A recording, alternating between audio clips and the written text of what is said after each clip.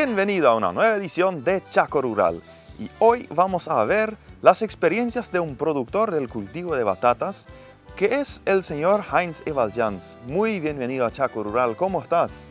Muchas gracias, muy bien estoy. Gracias por darme la oportunidad de presentar un poco nuestro trabajo en Chaco Rural. Muy bien, nosotros ahora hacemos un breve corte y ya regresamos con el tema.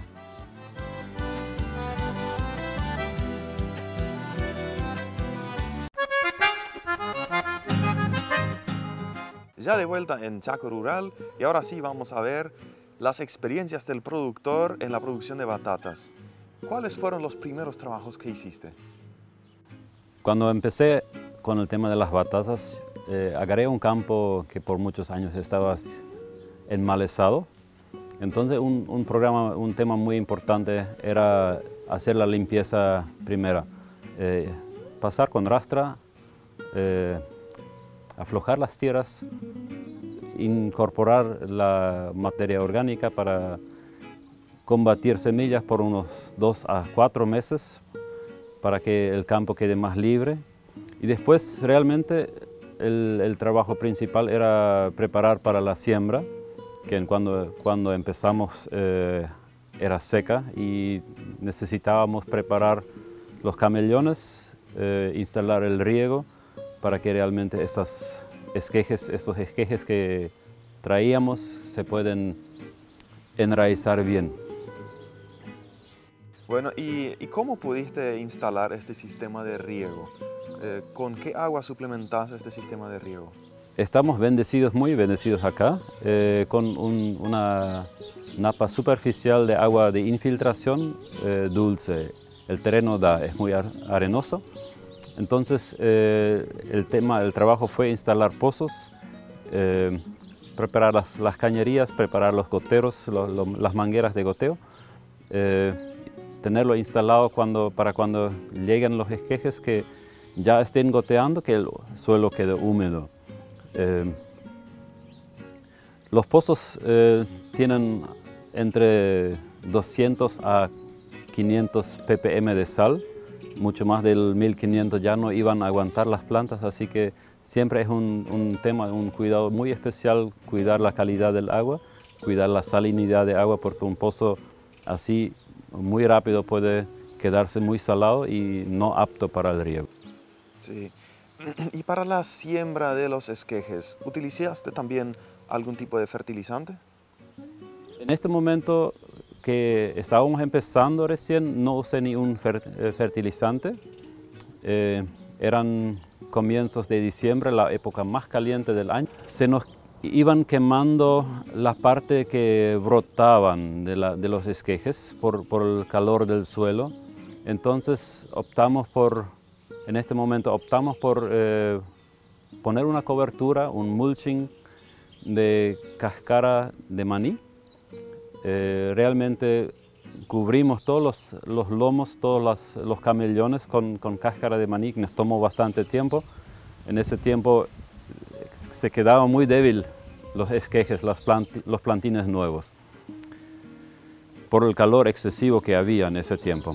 Pero el mulching también nos ayuda mucho en cuanto al viento, que el viento no lleve mucha humedad del suelo. Y a la vez también, como era de una leguminosa, aporta mucho nitrógeno. Y eso hoy día lo vemos y lo sentimos, que el nitrógeno que liberan esas cáscaras de maní realmente son un fertilizante a largo plazo para las batatas. Claro, y eso le ayuda también a la batata para ser más productivo. Mucho más productivo. Bueno, en el follaje primordialmente, el follaje es muy exuberante, muy grande, más grande de lo normal que nosotros conocemos. La batata sí requiere un suelo un poco más fuerte. Nosotros lo plantamos en un arenal, en un suelo muy arenoso con muy poca fertilidad y muy poca materia orgánica. Siempre y cuando le demos un suelo un poco más fuerte, reacciona mucho mejor. Esto fue lo que tuvimos la posibilidad de plantar, porque esto es nuestro suelo acá. Quien se anima a plantarlo en un suelo un poco más arcilloso mezclado entre arena y arcilla, Podría ser un poco más productivo de repente. va a ser mucho más productivo realmente. Muy interesante. Es interesante tener las diferencias entre los suelos. Pero con este suelo arenoso, ¿cómo ves la producción que estás teniendo? La batata es un cultivo muy agradecido por lo que recibe. Directamente en suelo arenoso y pobre produce igual, produce bastante bien, mucho mejor que cualquier otro cultivo, sin tener los requerimientos todos suplidos. Y a la vez es un alimento muy completo, tanto para animales como para consumo humano. Muy bien. ¿Qué te parece si ahora hacemos una breve pausa y después hablamos de los motivos que te motivaron para empezar la producción de batatas? Sería bien. Muy bien, vamos a una pausa y de allá regresamos.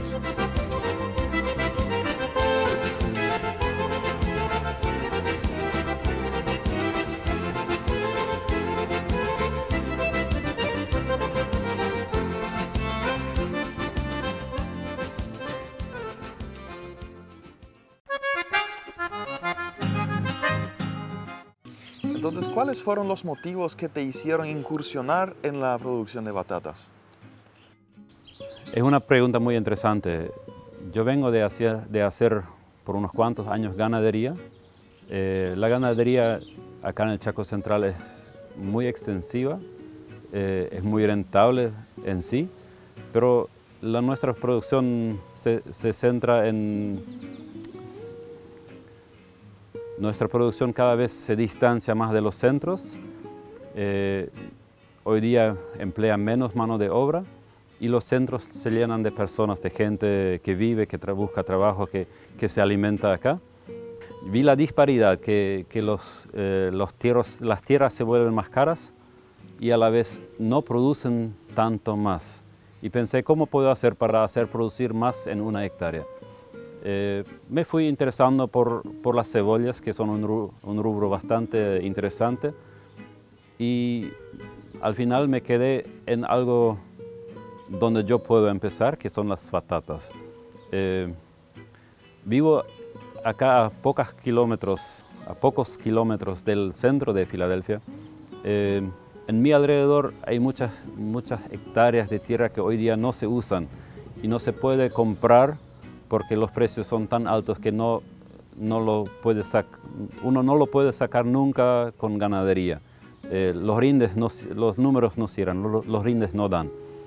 Y empecé a pensar, ¿cómo hago yo? ¿Cómo va a hacer otra persona para hacer producir estas tierras para poder vivir, para poder alimentar a su familia, para poder inclusive llegar a un mercado cercano? Fui indagando, fui leyendo, he leído muchísimo, buscando informaciones, capacitándome en contactos con personas que ya están en el rubro. Y me quedé con lo que yo puedo hacer, son las batatas, porque en el primer paso es un rubro fácil de instalar, más fácil que cualquier otro, es muy adaptado a nuestro clima. Es un cultivo bastante rústico y me permite adquirir los primeros conocimientos en todo el tema del riego, me permite ver también mis posibilidades personales de mi gente, mis empleados, más o menos establecer valores para ir pasando a otros cultivos que son muy rentables también. Siempre pensando que esa masa de producción no se tenga que llevar muy lejos a un centro de consumo, a un centro donde se aglomeran personas que podrían comprar y aprovechar. Claro. Entonces, las batatas elegiste por el momento, no por el mercado, sino que para adquirir experiencias. Porque voy a completar la pregunta, porque, por ejemplo, las cebollas tienen un abasto mucho más grande de lo que tienen las batatas. ¿No es así? Sí, es así. Es muy cierto la realidad nuestra es que el consumo de batata viene bajando ya desde hace muchos años. O sea, el consumo hace 10 años era mucho mayor que hoy día. Hace 10 años cada cada casa, cada patio tenía en algún rincón una parcelita de batatas. Como mencionaste la cebolla, le vi la ventaja en la batata que la batata produce todo el año. Bien sufre por las heladas, pero me podría dar la posibilidad de escalonar la cosecha y vender fraccionado durante todo el año, lo que la cebolla, ni la papa, ni otros cultivos no me permitirían. Y a la vez, la batata es un cultivo cuando se hace un curado del bulbo, de esa raíz tuberosa, un curado bien hecho, me permite inclusive almacenar por 3-4 meses y venderlo como un producto fresco después de 3-4 meses. De hecho, nuestros antepasados, la gente más antigua que yo inclusive, me cuentan que así lo guardan sus batatas cuando hubo helada. Lo guardan en una pieza fresca y lo sacan durante 3-4 meses, cosa que hoy día nosotros no nos acostumbramos más porque muy cerca está el supermercado. Eso es cierto, está muy cerca y hay muchos otros productos que suplen, digamos, la batata, ¿verdad? Pero si conoceríamos las propiedades de la batata, quizás aumentaría otra vez la producción, ¿verdad? O el consumo, mejor dicho. Cabe destacar que la NASA eligió la batata como el alimento más perfecto, más completo para viajes espaciales. Por sus valores nutritivos, por sus vitaminas. Bueno, es un alimento muy completo. Sí, es dulce, tiene azúcar y todo eso. Sí. Por si no fui suficiente claro, la batata también se almacena en el campo, o sea, no tengo la necesidad de cosecharlo hoy. Bien aguanto un mes más en el campo, se agranda un poco más, pero no pierde su valor. Mientras que otro producto sí lo tengo una ventana, un margen muy estrecho para la cosecha. Eso es cierto. ¿Qué te parece si nos vamos a otra pausa? Muy bien. Vamos a otra pausa y ya regresamos.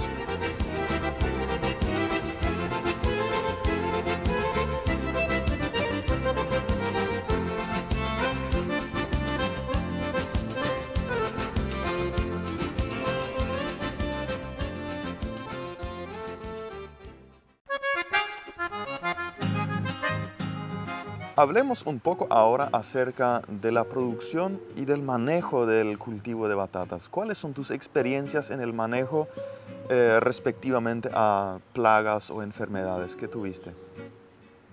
Yo partí de una visión más orgánica. Quise emplear lo menos posible en agroquímicos y fertilizantes. Cuando empecé el producto y de mis recuerdos de infancia, yo sé que nunca usamos nada en el cultivo de la batata. Cuando tomé contacto con la gente del IPTA a través del ATF, la asistencia técnica de Fernheim, me quedó muy interesante el hecho de que remarquen la plaga del taladro de la batata que entra en la batata a través del tallo. Como no tuve experiencia, me fui directamente al campo a observar y constaté que eso sí es un problema. Y durante estos meses de trabajo me he dado cuenta que es el factor principal que baja el rinde de nuestras batatas. Hay meses donde hay otras plagas que pelan las hojas por completo si uno no da un cuidado. Tuve que hacer una fumigación contra ácaros y contra otros insectos.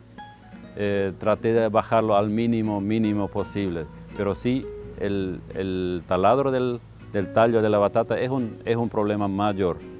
Y acá estamos en una zona arenosa de campo, ¿verdad? Y conocemos mucho en la región, acá en el Chaco, lo que es el topo, que va bajo la tierra y se va y come las batatas. ¿Qué experiencias tenés con el topo acá?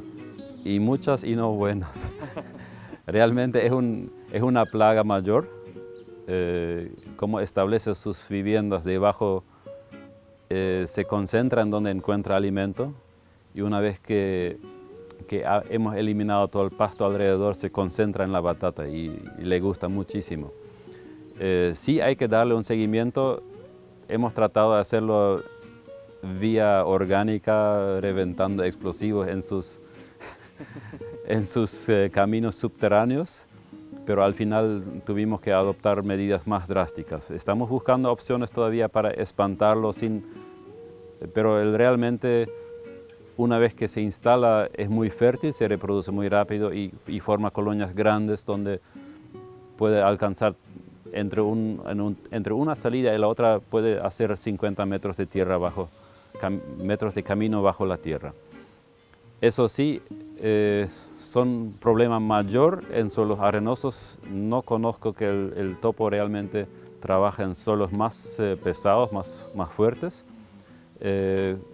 O sea que cuando mudaríamos el cultivo a tierras más fuertes, creo que no sería tanto problema. Y me parece un desafío muy grande el topo, porque ¿cómo uno se puede dar cuenta que el topo está presente? Porque las batatas están bajo la tierra. Y si el topo come la batata, ¿cómo uno se da cuenta? Sí, realmente. Uno lo ve la presencia cuando él prepara sus caminos, echa mucha tierra afuera. Muy silenciosamente él abre otros agujeritos donde solamente sale para comer. Busca una raíz, busca un pedazo de pasto y lo lleva dentro de su nido y tapa y come adentro. Ahora cuando la batata está debajo del suelo ni tiene que salir, solamente cuando la encuentra. Yo quiero destacar que otro problema que nos causa el topo es que cuando él sale arriba y hay una manguera de goteo por afuera, demasiado le gusta morderlo y tenemos que remendar muchísimo. O sea que no solamente por la pérdida del producto, sino también por las instalaciones es un tema. ¿Y hay algo que usted quiera agregar? Porque estamos por terminar. Yo lo veo un trabajo muy de familia, el trabajo del cultivo que uno puede hacer con los niños. Yo creo que tenemos muchísima ventaja los que vivimos con un poco de espacio, que podemos enseñarles a los niños cómo crecen nuestros alimentos. Podemos nosotros alimentarnos de una forma mucho más sana. Yo sé que cuando no aplico pesticidas, insecticidas, el ganador soy yo y quienes compran de mí, aunque el producto no es tan lindo.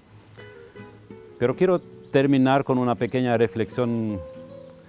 Siempre hablamos con los jóvenes de las películas y una de esos es el Señor de los Anillos. Acá yo quiero referirme un poco a Dios, el Señor de las semillas.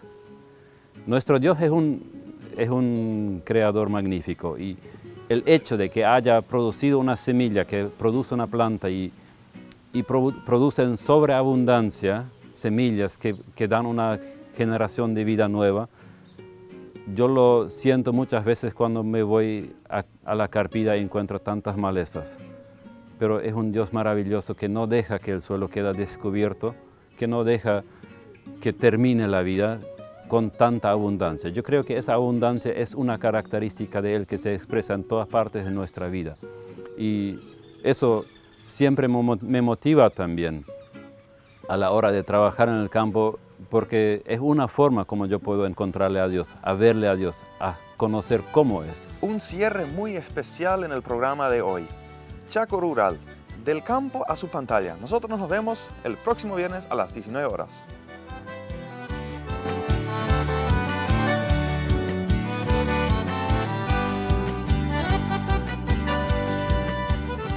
Sencoprop, la industria del cuero y derivados, presentó.